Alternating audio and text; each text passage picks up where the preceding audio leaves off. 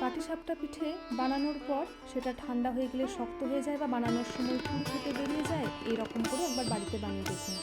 আজকের এই রেসিপির জন্য আমি নিয়ে নিয়েছি 500 গ্রাম ফুল ফ্যাট দুধ। দুধ ভালো করে ফুটে গেলে এবং একটু মরে গেলে এর মধ্যে একে একে 200 গ্রাম খোয়া আর 1/4 কাপ খেজুরের গুড় দিয়েছি। সমস্ত ঘন হয়ে গেলে একদম শেষে ঘি আর বাদাম কুচি ছড়িয়ে নামিয়ে দেব।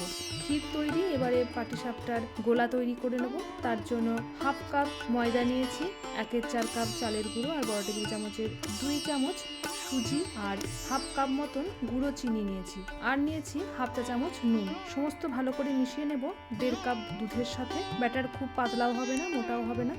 আধ ঘন্টা ব্যাটার বানানোর পর রেখে দিয়ে একটা ঘি দিয়ে গ্রিস করা প্যানের মধ্যে ব্যাটার অল্প করে দিয়ে ভালো করে ছড়িয়ে আঁচ এই সময় মিডিয়াম থেকে লোতে রেখে ভেতরে পুর ভরে ভালো করে সেঁকে নিলেই তৈরি পাটিসাপটা পিঠে।